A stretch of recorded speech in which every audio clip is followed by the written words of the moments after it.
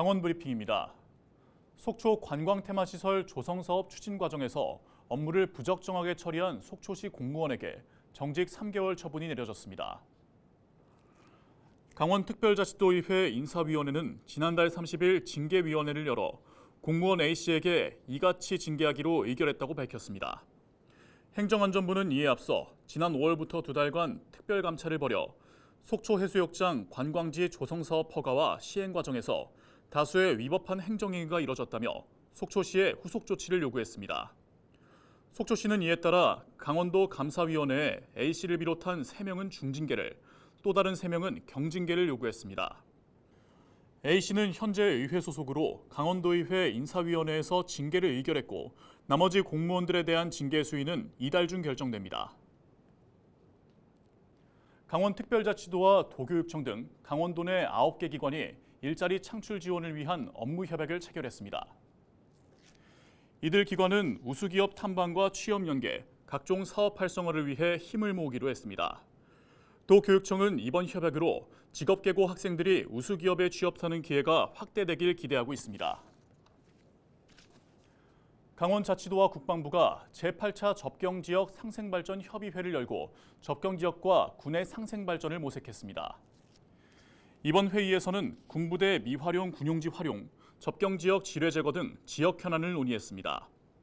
강원자치도는 협의회를 통해 지역 주민이 군과 상생할 수 있는 환경을 조성하겠다고 밝혔습니다. 최근 중국에서 호흡기 질환이 유행한다는 소식 들어보셨죠? 이 중에는 코로나19처럼 폐렴을 일으키는 바이러스도 있어 전 세계가 신경을 곤두세우고 있습니다. 이 중 전 세계가 가장 주목하고 있는 바이러스가 바로 미코플라즈마인데요. 원래 겨울철에 몇 년 주기로 유행하던 바이러스가 올해는 여름부터 유행했습니다. 이 바이러스는 주로 면역력이 약한 어린이 위주로 감염되고 증상은 발열과 두통, 기침 등 감기랑 매우 흡사합니다. 통상적으로 약물 치료가 가능하지만 일부는 폐렴으로까지 이어지며 심지어 사망에 이를 수도 있습니다. 이처럼 호흡기 질환이 유행하는 이유는 바로 오랫동안 코로나19 방역을 이어오면서 다른 바이러스에 대한 자연 면역력이 떨어진 점을 꼽을 수 있겠습니다.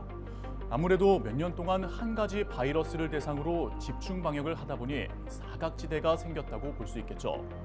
여기에 더해 코로나19 방역과 개인 위생 수칙이 느슨해졌고 설상가상 호흡기 질환이 유행하는 겨울이 다가온 겁니다. 하지만 다행히 현재 호흡기 질환은 새로 생겨난 게 아닌 기존 질환이 유행하는 현상이기 때문에 아직까지는 사스나 코로나 같은 팬데믹으로 이어질 위험은 거의 없다고 합니다. 하지만 방심은 금물입니다. 이럴 때일수록 개인 위생 수칙을 잘 지키는 게 무엇보다 중요한데요.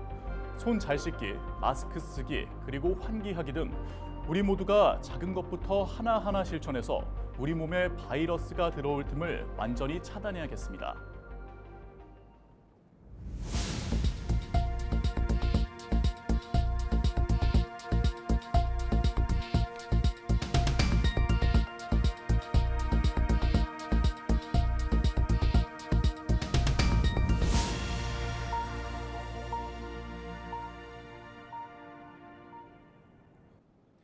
원주시가 단계동과 중앙동 일대의 만성적인 주차난 해소를 위해 원주 세무서합과 원일로 구간 공영주차장 조성을 올해 내 마무리할 계획입니다.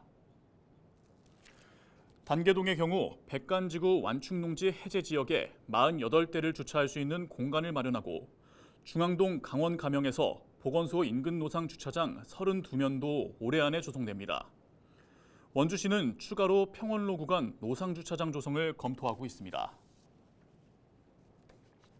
삼척시가 오는 8일까지 관내 숙박업소와 목욕탕 등 공중위생업소 116곳을 대상으로 빈대 발생 여부를 점검합니다.